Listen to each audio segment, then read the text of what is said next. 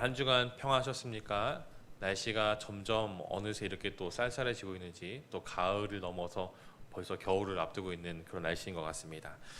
정말 만물이 새로운 옷을 입는 이 계절 가운데 주의 은혜와 사랑이 이 시간에도 우리 모두에게 충만해지는 시간 되기를 간절히 소망합니다. 우리가 성경을 보다 보면 굉장히 많은 인물들이 나오고 있죠. 많은 인물들 속에서 또 우리가 그 인물들을 바라보면서 때로는 선한 사람을 볼 때에는 또 이들이 어떻게 사는지 바라보며 큰 교훈을 얻기도 하고, 또 하나님께 또 이렇게 죄를 지음으로 버림받는 그 사람을 볼 때에는 우리가 그 모습 보면서 우리가 어떻게 살아가야 되는지, 무엇을 하나님께서 저 원하시고 원하시지 않는지를 우리가 살펴보고 있는 것 같습니다. 그렇기 때문에 우리들은 이 성경을 볼 때에 특별히 인물들의 이런 기록들을 보면서 우리가 어떤 사람이 되어야 하는지를 계속 배우고 있습니다. 그리고 그 안에서 우리가 이 성경의 인물들 가운데 조금은 닮고 싶은 그런 롤 모델들이 있습니다. 여러분들은 성경을 보실 때 정말 나도 이 성에 기록된 이 사람처럼 그렇게 살고 싶다라는 그런 롤 모델이 있으신가요? 아마 각자 여러분이 생각하시는 그런 모델들이 저마다 있을 것입니다. 저에게도 성경을 볼 때 굉장히 닮고 싶은 그런 사람이 있는데, 저는 바로 오늘 본문에 등장하고 있는 이 에녹이 바로 제가 꿈꾸는 그런 롤 모델입니다. 오늘 바로 이 에녹에 대해서 우리가 함께 좀 살펴보고자 합니다. 먼저 오늘 본문에 이 에녹이라는 사람이 등장하고 있는데, 에녹은 아담의 7대손입니다. 아담의 7대손이고 또 우리가 잘 알고 있는 노아의 이제 증조 할아버지입니다. 하지만 이 성경을 보게 되면은 이 에녹이라는 인물에 대해서 우리가 검색을 해보고 찾아보았을 때에 조금은 쉽게 등장하지 않은 인물임을 알 수가 있습니다. 성경에는요 총 3만 1000개의 구절로 이렇게 기록이 되어 있다고 하는데, 그 중에서 이제 에녹이라는 이 키워드를 제가 이제 검색을 해봤습니다. 요즘은 이제 시대가 좋아져서 컴퓨터 프로그램이나 어플로 검색을 하면은 쫙 나오거든요. 그래서 에녹이라는 인물을 검색했을 때에 총 10개의 구절이 에녹과 관련된 구절이 딱 나오고 있습니다. 근데 그 중에서도 족보에 이제 기록된 것을 또 제외하고, 또 가인의 아들 중에서 에녹이 있기 때문에 이 사람 제외하고 나면은 순수하게 오늘 우리가 살펴보고자 하는 이 에녹이라는 사람에 대한 이 기록이 세 절 딱 증가하고 있습니다. 네, 굉장히 적은 이 숫자, 정말 적은 기록이, 적은 분량이 성경 가운데 미치고 있습니다. 하지만 성경이 나오고 있는, 기록되고 있는 이 비중이 에녹이라는 사람에 대해서는 굉장히 적은 이렇게 비중을 가지고 있지만, 하지만 그 짧은 구절 속에 등장하고 있는 이 에녹의 모습은 결코 짧거나 작지 않음을 우리는 알 수가 있습니다. 여러분 22절 말씀 한번 보시겠습니까? 오늘 읽은 5장 22절 이렇게 기록되고 있죠. 무드셀라를 낳은 후 300년을 하나님과 동행하며 자녀들을 낳았으며 라고 에녹을 소개하고 있습니다. 에녹이 어떠한 삶을 살았는지에 대한 기록은 바로 이 한 구절에 기록되고 있습니다. 아들을 낳았고 300년 또 하나님과 동행하면서 또 자녀를 낳았다라는 그 기록이 이 에녹에 대한 삶에 대해서 정말 기록하고 있는 짧은 한 절입니다. 그렇지만 이 구체적으로 그가 어떻게 살아왔고 어떤 삶 속에서 정말 어떤 사건을 만나고 그것을 어떻게 해결하면서 하나님의 삶을 살아갔는지는 나와 있지는 않지만, 하지만 그가 아들을 낳고 300년의 그 긴 시간 동안 하나님과 동행했다라는 이 하나만으로도 그가 어떠한 삶을 살아갔는지 우리는 충분히 알 수 있습니다. 앞서 말씀드렸듯이 성경에는 수많은 사람들이 등장을 하고 있습니다. 선하든 악하든 많은 사람이 등장하고 있는데, 이 수많은 사람들 중에서 하나님과 동행했다라는 이 기록이 남겨져 있는 사람은 단 2사람밖에 없습니다. 그 중 한 사람이 오늘 우리가 읽은 이 에녹이라는 인물이었고요.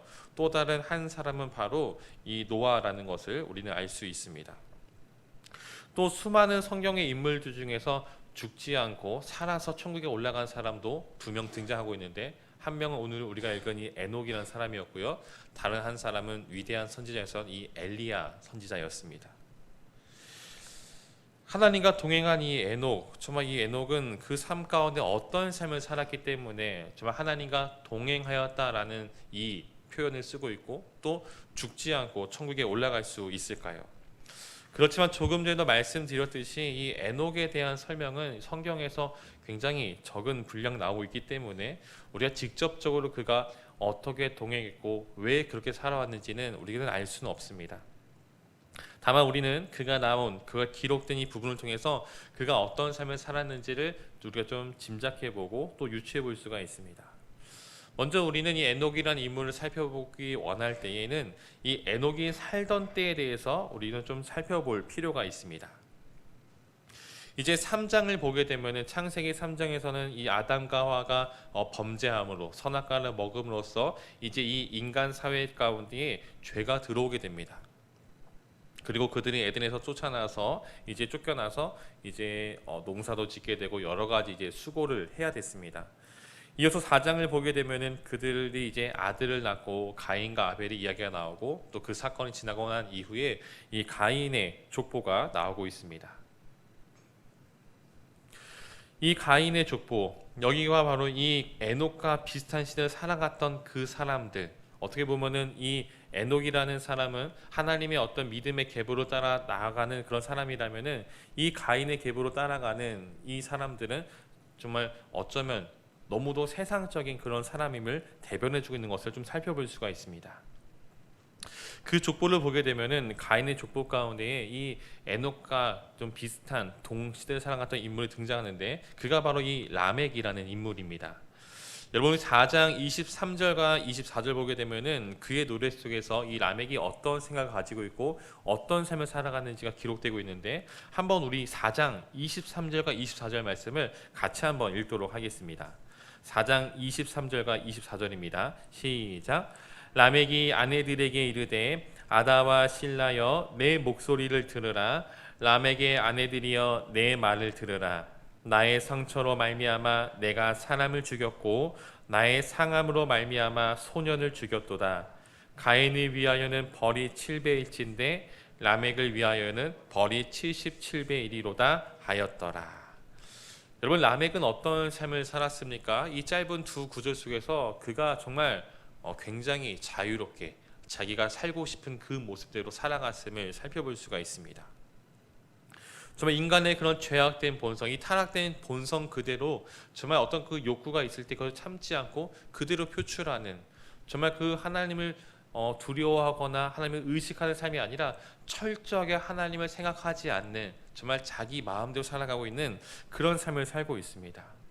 그런데 이 모습은요, 단순히 이 라멕이라는 사람이 정말 이 죄인이기 때문에 그렇게 살아갔다라고 볼 수는 없습니다.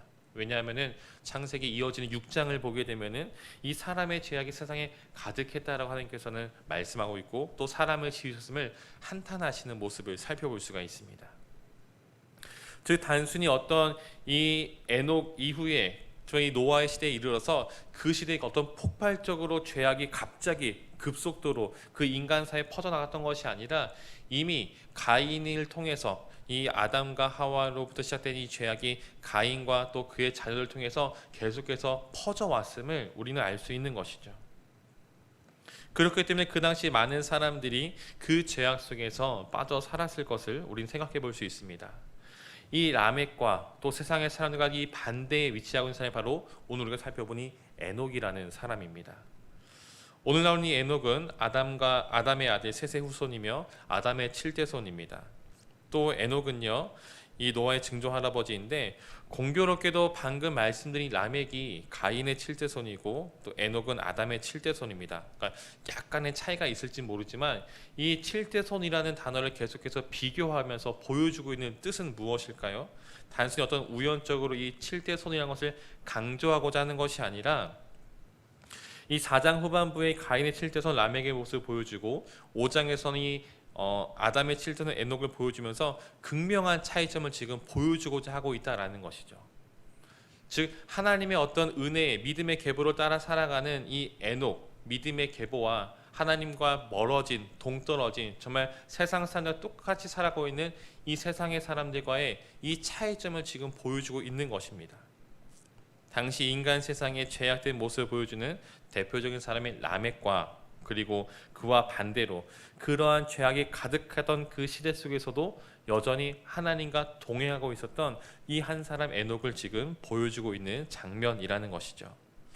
그렇기 때문에 에녹이 하나님과 동행했다라는 이 표현이 그가 살고 있었던 이 시대를 바라보았을 때에 정말 이 동행한다는 것이 굉장히 쉽지 않는 그런 시기 속에서 그가 그런 삶을 살았다라는 것은 오늘 우리에게 큰 도전을 주고 있다라는 것이죠. 만약 이 에녹이 아담과 하와가 타락하기 이전에 정말 하나님과 교제하면서 아무런 죄악도 없이 그런 관계가 너무도 좋았던 시절이라면은 그가 하나님과 동행했다라는 이 말이 그렇게 크게 우리에게 다가오지 않을 것입니다. 누구나 그렇게 살고 있다면 말이죠. 그렇지만 세상에 정말 대부분의 정말 어쩌면 모든 사람들이 하나님을 떠나서 자기가 살고 싶은 대로 정말 그 사사기의 말씀처럼 자기 소견에 옳은 대로 살아가는 그 시대를 똑같이 살고 있는 그 시대 속에서 정말 그 사람들이 사람을 죽이고 상하는 것에 대해서 아무런 죄책감이 없고 거리낌이 없는 그런 죄악이 가득한 시대 속에서 하나님과 동행했다라는 이 표현은 그가 어떤 삶을 살아갔는지를 매우 극명하게 보여주고 있는 장면입니다. 그렇기 때문에 그의 삶은 오늘을 살아가고 있는, 어쩌면 오늘 우리가 살고 있는 이 시대, 죄악이 정말 가득한 이 시대에 살아가고 있는 오늘 우리에게 귀감이 되는 삶을 보여주고 있습니다. 많은 사람들이 죄를 짓고 있고 또 하나님과 멀어져 있는 이 모습 속에서 에녹의 예측은 등장하고 있습니다. 이어서 또 생각해 볼 것은, 그러면 그가 언제부터 하나님과 이런 동행의 삶을 살았느냐, 이 부분을 좀 살펴보려고 합니다. 오늘 본문을 보게 되면은 21절에 그가 65세의 아들을 낳았다라고 말합니다. 65세의 아들을 낳았고, 이어서 22절 아들을 낳은 후에 300년 동안 하나님과 동행했다라고 말하고 있습니다. 무드셀을 낳고 난 이후부터 그가 하나님과 동행을 하고 있는데, 영어 성경을 좀 참조해 보면 이 동행하다는 단어가 이제 이 하나님과 같이, 그러니까 walk with God이라고 하는데, 그러니까 하나님과 같이 걸었다라고 지금 표현하고 있습니다. 그런데 또 다른 영어 본문을 살펴보게 되면은 이 문구 앞에 이제 스테들리라는 단어가 있는데, 그러니까 꾸준하게 하나님과 같이 걸어갔다라는 의미를 갖고 있습니다.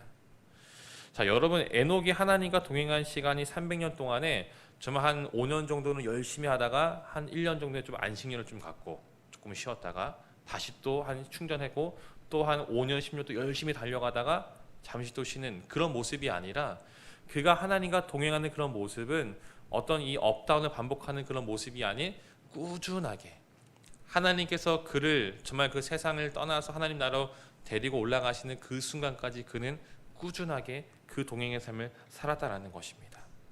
단지 어떤 1, 2년이 아니라 300년이라는 그런 긴 시간 동안 그러한 삶을 살았다라는 것이죠. 여러분, 동행한다라는 것은 같이 걷는 것이죠. 여러분, 우리가 어디 길을 가거나 여행을 가거나 휴가를 갈 때, 여러분 이제 가족이나 오늘 친구들이랑 같이 갈 때 어떻습니까? 전혀 모르는 사람과 가지 않죠. 나와 조금은 친밀한 사람. 물론 이 친밀한 사람과 여행을 가도 가끔 조금 투닥투닥 해가지고 바로 막 돌아오는 그런 경우도 있기도 하지만 우리가 동행한다라는 것은 어떤 것이죠? 단지 어떤 모르는 사람 또는 내가 알고 있다 해도 정말 친하지 않는 조금 관계가 껄끄러운 사람과 여행하는 것은 굉장히 좀 반기지 않습니다. 여행을 간다라는 것, 동행한다라는 것은 어떤 친밀감이 있을 때에 그 여행이 기쁘고 즐겁고 지속될 수 있다라는 것이죠. 즉, 이 동행이라는 것이 바로 이런 것이다라는 겁니다. 충분한 친밀감이 없이는 그 동행하는 길이 결코 끝까지 이어질 수 없다라는 것이죠. 근데 오늘 이 에녹이 300년이라는 긴 시간 동안 하나님과 동행할 수 있었던 것은 무엇입니까? 그와 하나님과의 관계가 매우 친밀한 관계성이 형성되어 있었다라는 것이죠. 즉, 하나님과 동행한다라는 것은 그분과의 어떤 친밀한 관계가 형성되지 않고서는 불가능하다라는 겁니다. 우리가 정말 상대방과 깊은 친밀감을 가지기 위해서는 어떻게 됩니까? 그 사람에 대해서 알아야 되는 것이죠. 무엇을 좋아하는지, 성격은 어떤지, 정말 그 어떤 사람이 정말 그 무언가를 원하고 있는지를 우리가 알아야 된다라는 것이죠. 저는 예전에 이 학교 다닐 때 중학생, 고등학생 때 이제 특별히 이제 새로운 학년이 되면 새로운 반이 되지 않습니까?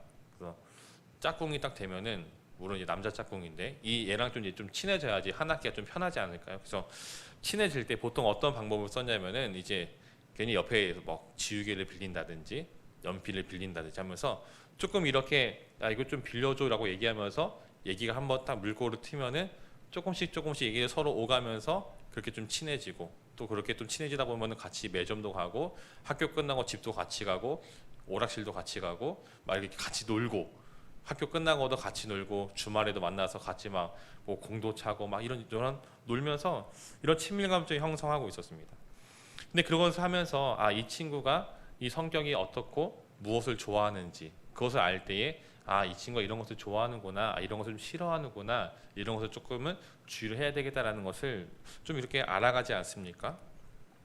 그렇기 때문에 우리가 어떤 친밀감을 쌓아간다라는 것은 단지 내가 하고 싶은 대로 일방적으로 그 사람을 끌고 가는 것이 아니라 그 사람이 무엇을 좋아하는지, 무엇을 원하는지, 관심사가 어디 있는지를 알아야 된다라는 것이죠. 우리가 하나님과의 깊은 친밀감을 가지기 위해서 어떻게 됩니까? 단지 교회에 나와서 이렇게 앉았다 돌아가는 것이 하나님과 어떤 친밀감을 쌓는 것은 아닐 것입니다.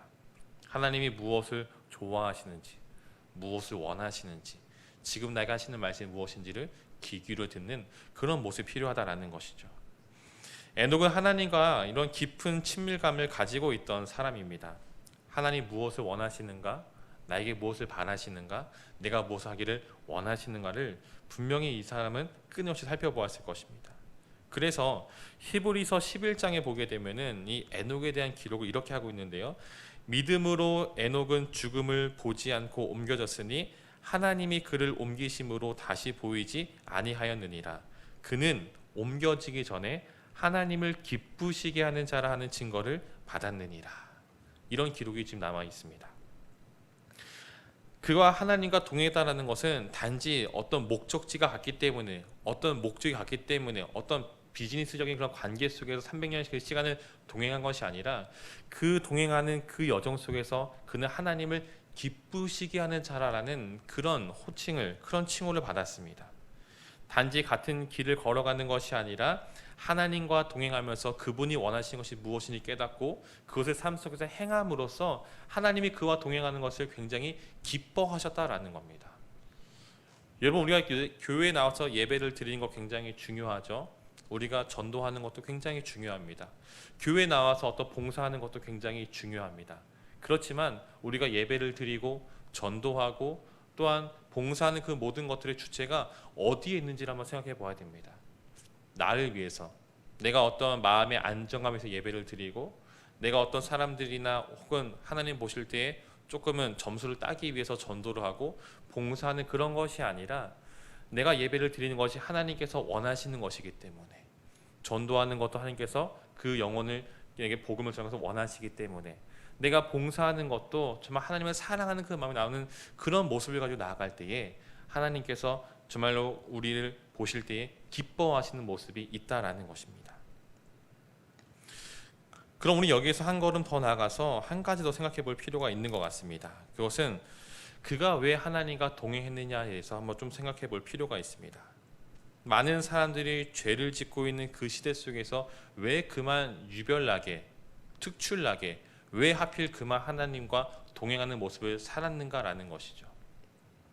많은 사람들이 죄를 짓고 살아갑니다. 자기가 하고 싶은 대로. 정말 얼마나 즐거운 세상일까요? 거리낌 없이 막. 저는 가끔 이제 교회에 올 때 이제 운전하면서 오는데 꼭 신호가 한번 이렇게 좀 어긋나기 시작하면은 모든 신호마다 다 빨간불 딱 걸릴 때가 있습니다. 굉장히 유혹을 받아요. 주변을 살펴보죠. 차가 많이 있는가, 많이 없는가, 경찰차가 있는가, 없는가, 감시 카메라 위에 달려 있는가, 없는가. 굉장히 유혹을 받습니다. 아주 부끄러운 얘기지만 새벽 예배 올 때에는 가끔 이렇게 쓱 보면서 쓱 지나올 때도 있는데, 그러지 않아야 되는데. 그러니까 우리는 이처럼 어떻습니까?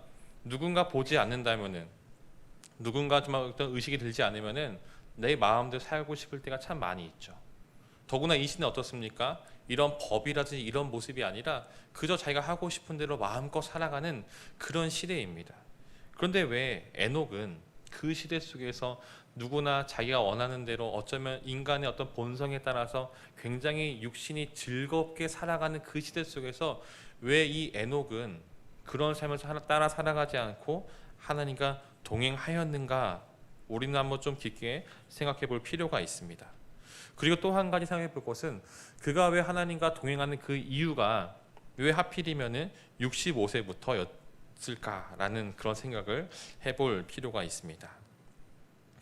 에녹에 대한 기록이 굉장히 적지만 우리는 말씀을 통해서 이 짧은 구절 통해서 조금은 추측을 해볼 필요가 있습니다. 첫 번째 단서는요, 그가 65세 때 어떤 일이 있었습니까? 오늘 21절 말씀 보게 되면은 65세에 무드셀라를 낳았고 아들을 낳게 됩니다. 그러니까 그가 아들을 낳았을 때에 어떤 사건이 있었다라는 것을 한번 좀 짐작해 볼 수가 있습니다. 물론 일반적으로 우리가 아들이나 딸을 낳았다고 해서 갑자기 그때부터 할렐루야를 외치면서 하나님과 동행하는 삶을 살아가지는 않습니다. 그렇지 않습니까? 아들을 낳든 딸을 낳든 여전히 우리는 똑같은 삶을 살아가고 있습니다. 어떤 믿음이 더욱더 특별하게 깊어지는 경우는 조금은 흔하지 않는 것 같습니다. 만약 그렇다면은 성경에 나온 수많은 사람들이나 우리 모두가 다 정말 하나님께서 원하시는 그 길, 동행하는 삶을 살았을지 모릅니다. 그렇지만 그가 아들을 낳은 그 시점부터 하나님과 동행했다는 것은 바로 그 시기 가운데 무언가 특별한 사건이 그의 삶 가운데 있었다라는 것을 우리는 좀 생각해 볼 수가 있죠. 물론 이 사건이 정확히 무엇인지 성경에서는 말하고 있지는 않습니다. 그래서 두 번째 단서인 그의 아들인 이 무드셀라의 이름을 통해서 우리는 조금 더 살펴볼 수가 있습니다. 그의 아들 무드셀라라는 이름의 뜻을 해석해 보면은 창을 던지는 사람이라는 의미를 가지고 있습니다. 근데 이 창을 던지는 사람인 이 무드셀라하고 또 이 에녹과 하나님과 동행이 된 이 계기를 좀 살펴보려고 하면은 무언가 조금은 맞지 않는, 전혀 동떨어져 있는 것처럼 보이기도 합니다. 그런데 우리가 히브리어 원어를 보게 되면은 은근히 이 히브리어 안에는 언어 유희적인, 그러니까 이 워드 플레이라고 말하는 이 언어 유희적인 성격이 굉장히 많이 있습니다. 그래서 이 무드셀라라는 이 이름, 이 네 글자로 보게 되면은 창을 던지는 사람이라고 말하고 있는데 이것을 두 음절씩 끊어서, 그러니까 두 개의 단어로 나눠서 보게 되면은 전혀 다른 뜻으로 번역이 됩니다. 이 무드라는 단어는요, 보내다라는 뜻을 가지고 있고 이 셀라라는 단어는 그가 죽을 때라는 뜻을 가지고 있습니다. 그러니까 그가 죽을 때에 보낸다라는 의미가 이 무드셀라라는 이름 안에 또 다른 의미로 가지고 있는 것이죠. 여러분 성경을 보게 되면은 저도 이제 굉장히 학교에 다닐 때 굉장히 할 일이 좀 시간적 여유가 굉장히 많이 있었을 때에 이런 계산을 좀 해본 적이 있는데 노아의 홍수가 언제 일어났는가 해서 한번 좀 이게 시간을 이제 뭐 몇 세에 누굴 낳고 해서 이거 좀 거슬러서 막 계산해 보게 되니까 노아의 홍수가 이 무드셀라가 죽었던 해에 일어났던 것을 좀 계산해 보면은 찾아볼 수가 있습니다. 그러니까 왜 이런 이름을 지었을까요? 이건 성경에 나온 것은 아니지만 철저히 성경학자들이나 또 제가 추측을 해보건데 하나님은 에녹에게 세상에 심판이 있을 것이라는 것을 분명히 그에게 말씀해 주셨을 것입니다. 너에게 아들이 태어날 것인데 그 아들이 죽는 그 해에 바로 하나님께서 이 땅을 심판하실 거야 라는 그 음성을 들었을 것입니다. 그래서 그 아들의 이름도 그렇게 지었고 그리고 그 아들이 태어난 후로부터 하나님과 300년 동안에 그런 동행하는 그 삶을 살았습니다. 물론 우리는 여기서 오해하지 않아야 되는데 그것은 무엇이냐면은 이것을 잘못 생각해서 에녹이 하나님으로부터 심판의 메시지를 들었습니다. 아, 나의 아들이 죽는 그 해에 심판이 이 땅 가운데 임할 것이다. 그 심판을 받지 않기 위해서 나는 세상 사람들이 어떻게 살아가든지 간에 나는 하나님 안에서 벗어나지 않는 그런 삶을 살아야지라는 어떤 그런 모습으로 살아가진 않았다라는 것입니다. 단지 자신을 살리기 위해서 자신만의 구원을 위해서 에녹은 그렇게 살아가는 것은 아니었습니다. 유다서 1장 14절과 15절 말씀 보게 되면은 이런 기록이 있는데요. 제가 한번 읽어드리겠습니다. 아담의 7대손 에녹이 이 사람들에 대하여도 예언하여 이르되 보라 주께서 그 수만의 거룩한 자와 함께 임하셨나니 이는 뭇사람을 심판하사 모든 경건하지 않은 자가 경건하지 않게 행한 모든 경건하지 않은 일과 또 경건하지 않은 죄인들이 주를 거슬러 한 모든 완악한 말로 말미암아 그들을 정죄하려 하심이라 하였느니라. 물론 이 구절에 등장하고 있었던 이 사람들이라는 것을 지칭하는 것은 에녹이 살던 시대를 정확히 지칭한다라고 말할 수는 없을 것입니다. 이 사람들 신약 시대에서 성도들을 미혹해하는 거짓 교사를 뜻하고 있는 말인데요. 하지만 우리가 여기서 생각해 볼 수 있는 것은 에녹이라는 사람이 그 시대 가운데 어떤 삶을 살았는가라는 것이죠. 그것은 에녹이 하나님의 말씀을 대언하여 선포했던 이 선지자로서의 삶을 살았다라는 것입니다. 하나님의 말씀을 받아서 그 사람들에게 전파하는 전달하는 그 선포하는 그 일을 에녹이 살았다라는 것이죠. 즉 우리가 이 말씀을 단서를 좀 조합해서 다시 좀 정리해 보게 되면은 에녹은 65세가 되던 해에 하나님으로부터 세상에 심판받을 것이라는 그런 메시지를 들었을 것입니다. 그리고 그 사람들에게 그가 살아가는 그 모든 시간 동안에 하나님과 동행하면서 그 주님의 그 메시지를 사람들 가운데 전파하는 그런 삶을 살았다라는 것이죠. 물론 좀 지나친 상상일 수도 있고 좀 어쩌면 조금은 넘어선 오해라고도 볼 수 있을지 모릅니다. 그렇지만 단순히 심판 속에서 죽지 않으려고 하나님과 동행하는 이기적인 삶을 살았다면은 그가 하나님 나라에 죽지 않고 살아서 올라갔다라는 것은 우리는 이해할 수가 없는 그런 부분일 것입니다. 에녹은 분명히 하나님이 기뻐하시는 자라는 그런 증거를 받았습니다. 그리고 죄악에 가득한 그 시대 속에서 하나님께서 에녹을 찾으시고 또 그와 특별히 동행하시면서 그에게 원하시는 것은 무엇일까요? 단지 그 시대 속에서 이 한 사람만의 하나님을 따라 살아가는 그 모습 속에서 하나님께서 유일한 안식처고 위한 걸 삼는 것이 아니라 그 한 사람을 통해서 세상 사람 다시 주께로 돌아오게 하기 위한 그 메시지를 그들 가운데 선포하셨다라는 것이죠. 사랑하는 성도 여러분, 우리가 하나님과 동행한다라는 것은 어떤 의미입니까? 그것은 단순히 하나님과 같이 걸어간다라는 것은 아닐 것입니다. 또한 이 하나님과 동행한다라는 것이 어떤 깊은 교제만을 뜻하는 것도 아닐 것입니다. 하나님과 동행한다라는 것은 우리가 하나님과 같이 걸어가는 의미도 있지만 그 걸어가는 여정 속에서 하나님께 나에게 원하시는 그것이 무엇인지를 분명히 분별하고 깨닫고 우리의 삶 가운데 실천하는 그런 모습일 것입니다. 오늘 주님께서 우리를 부르시고 우리의 구원을 베푸시는 이유는 무엇입니까? 이 어두운 시대 가운데 특별히 우리를 먼저 사랑하셔서 구원하신 이유는 어디에 있을까요? 단지 이 시대 속에서 우리를 특별히 사랑하셔서 너에게만 구원을 줄게라는 그 의미는 아닐 것입니다. 우리를 사랑하셔서 우리의 구원을 베푸신 그 하나님께서는 먼저 구원의 은혜를 받은 우리가 주님과 동행하면서 그 받은 은혜를 우리 주변에 주하는 그 모든 사람들에게 전하는 그 모습을 더 원하실 것입니다.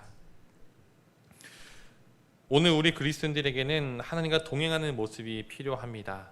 단지 천국에 가기 위한 그런 모습인 것뿐만 아니라 우리가 그리스도인이라면은 분명히 살아가야 될 그 삶을 살아가는 우리가 되기를 소망합니다. 정말 이것을 위해서는 우리의 마음과 하나님의 마음이 하나로 일치되어야 합니다. 이는 내가 원하는 것에 하나님의 마음을 끼워 맞추는 것이 아니라 하나님의 마음 가운데 우리가 들어가는 그런 모습이 있어야 된다라는 것이죠. 오늘 이 시간을 통해서 우리가 다시 한 번 더 우리에게 원하시는 것이 무엇인지를 분별하는 그 시간 되기를 원합니다. 에녹이 살던 시대와 오늘 우리가 살던 시대에는 많은 유사점이 있습니다. 그것은 바로 세상에 죄가 가득하다라는 것이죠. 그리고 이 시대 속에서 우리를 부르신 그 뜻이 무엇인지 한 번 더 생각해 보기를 원합니다.